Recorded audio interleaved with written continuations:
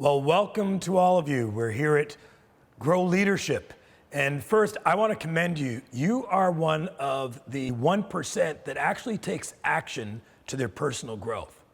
You know, strong leaders recognize that they can't give from an empty cup, that you have to continually take ownership to your own personal growth. And today, we're going to be walking through the importance of that. But I'm so excited for what you are going to walk away with for your growth to come. Now, there is lots of components to what we're going to cover over these next 8 modules, and I'm going to walk through that in a moment. But first, I want you to, as we go through this, really focus in on what you're looking to grow in yourself, how you're looking to improve. Start to hold that vision from now. Students who've gone through this program have witnessed some great transformation based on the application of these principles. And the real key is in the application. There are going to be lots of things that sometimes they can appear with, well, I kind of know that. Well, we're going to stretch ourselves to, yeah, but what are the degree to which I actively do that? So I'm excited to walk along and partner with you as we go through this journey, but get ready to transform. Get ready to grow. Okay, so let's get into the program. Grow to Leadership, you're going to see the program overview. There's 2 key components. One is to expand your personal growth as a leader. As we just talked about it, your leadership growth has impact. As you grow you grow others. And we're going to see that real detailed as we walk through this program. And the other is to strengthen your self-management skills. Now, that is a big part of the benefit of going through this program, but I'm going to tell you this. You're going to see how this will give you edge by having strong self-management skills, not just for you, but for those that you serve.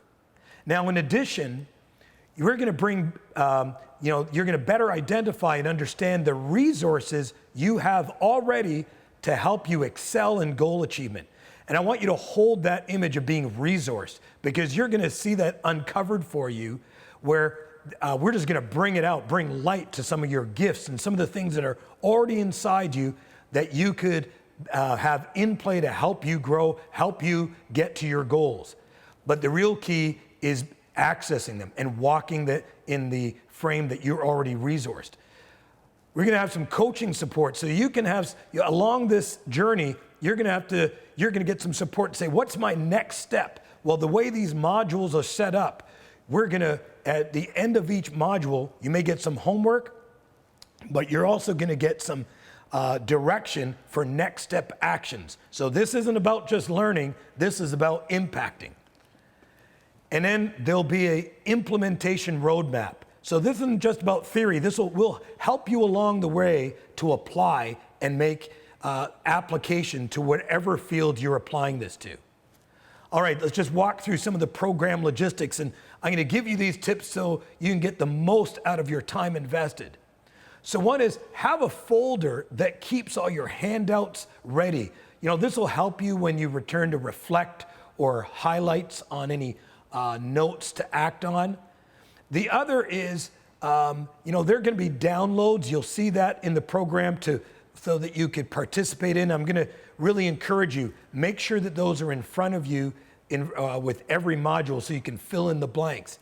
Now, there's benefit. I know maybe this takes you back to some school time where you're having to think, oh, do I really need to do that? When you are hearing it, when you're writing it down, and then you're starting to think through it, this will engage your growth. This will ensure it sits in not just your front lobe or your memory bank, but it'll be able to recall when there's a time for you to need it. Okay, then the next part is have a notepad to record personal action ideas. You know, I do this, and every time I'm in a learning environment, sometimes the content is just springing up other ideas. Have a notepad right there to saying ideas to action. And be prepared, things are going to spring out at you, write them down. Now, as you do that, you're not only capturing some creative ideas and some gifts that are inside you, but it'll also allow you to focus in on the content as we're going through them. All right, and complete your homework. I know no one really likes homework, but when you complete your homework in stages, this sets you up for the pattern of growth. These modules build upon each other. And all of the homework, it's not going to take you weeks to complete. This is something that is in doable chunks, but all of them build upon each other, so I'm going to encourage you, complete the homework as they're assigned in after each module. Ask questions. Now, as much as this is an online process, you're going to have an opportunity to ask questions. Ask them of yourself. For those who are participating in the mastermind, we're going to get to, when we meet together on calls, you're going to be able to ask them freely. But as you ask them, when you get into the next module, you'll start to see how those questions sometimes get answered. And by having to record them, you'll be able to actually work through them along the way. And last is, as I mentioned earlier, trust the process. There's a process to learning. And in this Grow Leadership program, as we go through each module, you'll be learning new things and you'll be applying exercises. It's the accumulation of all of these that will allow you to transform, to allow you to grow to your next level. So trust the process. Okay, and with this one, I have to end with this before we go into the details of our program. You have to own the growth. I'm here to walk along and partner with you, but you have to own the growth. And just by being here already shows that you are committed to growth, that you want growth, that you want to actually get better as a leader. Well, own it. But by owning it, that means start to hold that vision that you're a growing leader. Okay, so we ready to move on? Okay, so let's talk about how this leadership program lays out over 8 modules. So the first 4 modules really talk to managing or knowing you. So module 1, we're going to go into personal growth and your leadership gift inventory. That one is critical to start setting up the resources that you have inside you. Then the next is we're going to put your leadership gift inventory in action. Once you've identified them, how do you actually use them? How do you use them for your benefit right now so that you can move forward in the leadership goals, but you can move forward in terms of impacting your team, or sometimes if you're an entrepreneur, impact your business. Module 3, this one I'm excited to go through with you. That's where you're going to get a taste of your learning model. Your learning model, everybody has their own unique learning model. Well, this is going to be another resource tool. You're going to see how this will help you propel forward. And then module 4 is the persistent muscle. So these 4 will be focusing on and laying the ground so you can better know you. Then we get to module 5 to 8, and that's applying and growing you. Module 5, from motivation to discipline, so you're going to see some leadership skills or some leadership principles in action so that you can be skilled at managing you, and this will in turn allow you to help others. Module 6, cultivating growth surroundings. This will help you set something up, so not just for you, but to impact your teams.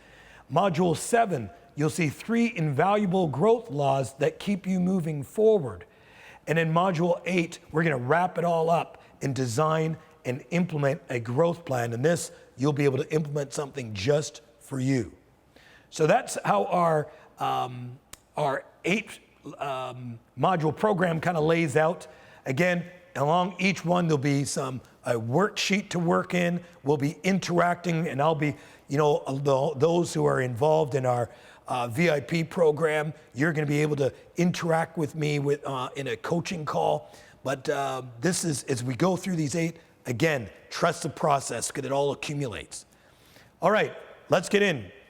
Let's get started with first, before we get into module 1, I want to talk to this concept of self-leadership. When you're a self-leader, you bring more value to the organization because you're able to adapt quicker. Actually, think if you're a leader yourself and you right now are having to employ people. And let's just say you've asked me to kind of recruit 10 people for you. And I have 10 people, and I tell you they are strong, very strong in self-management skills. Wouldn't you want all 10? Wouldn't you want that on your team? Well, think, if you can develop that in yourself, strong self-leadership skills, and if you lead a team, this will help you to then impart that to others. But it's critical because this will not only give you an edge for competing against others, this also allows you to be more valuable. If you're working in an organization, let me put it straight to you. You have strong self-leadership skills, this will get you more money. You become more valuable because you are more adaptive to add value to the organization. So this concept of self-leadership or self-management isn't just something to put on a coffee mug or a nice thing to hear about. This is a critical skill that if you possess and if you harness and if you continue to grow, you'll add impact to your business, you'll have impact to your organization, and you'll be able to impact those who you lead and serve around you. Okay, so let's talk about this thing about LOLO, I'll call it. So LOLO stands for lead oneself so that you could now lead others. And I'm going to illustrate that for you on this whiteboard so you can understand this concept more deeply. So, as we said, first you have to be able to lead oneself. And when you are strong at leading oneself, well, then you could begin to lead others. Now, how do you do that? Well, in order to lead oneself, you first need to know things about you. You need to know your gifts. You need to know your strengths. You need to know what are the blind spots. And once you know that, then you have to know how to manage that. Okay? How to make the best out of your giftings. How do you engage those giftings? So when you're strong here, then you can influence, you're ready to lead others. Now, how do you lead others? Well, it's kind of the same. You lead others, you got to know your team's gifts. And if maybe you're a solopreneur and you have a lot of maybe partners around you got to know the gifts of those who you partner with. And then you have to have strategies to how to best manage those gifts in a way, when I say manage, collaborate them in a way that has impact for what you're looking to accomplish or for how you advance towards your goal. Now, here's where the key is. This allows you to have a strong underpinning for your leadership. There are many, and even many organizations who say, well, you know what? I'm going to invest on strategies to help my leaders just lead others. So they give them some, new motivational tool, or perhaps they give them a new way to kind of impact others, to communicate to others. And here's what happens. If it's not underpinned by strength in being able to lead oneself, first thing is, it doesn't last. It'll just stay for a bit, then dissipate. The other part is, if somebody is not strengthened here and they begin to try to advance principles just to lead others, but they haven't been able to actually lead themselves yet, well, those that they follow will see that as not quite integrated. And they will not be consistent in their leadership. You see a lot of highs and lows. So if you lead somebody, you're saying, well, sometimes they're really great and then sometimes they drop. This part hasn't really been deeply addressed. So now, if you want to have a lasting leadership value, you want to be a leader that goes the distance, you would acknowledge and appreciate how this LOLO applies. And you will look to making sure that you're strengthening how you're leading oneself, so that, in effect, by just being strong here, you begin to lead others with more integrity. You're being able to lead others with more impact. So we're going to be leading into this LOLO, and when you walk through this program, we're going to be focusing in on giving you the basis so that you can lead well. All right, let's go now and talk to self-management. Well, let's define that a little bit more.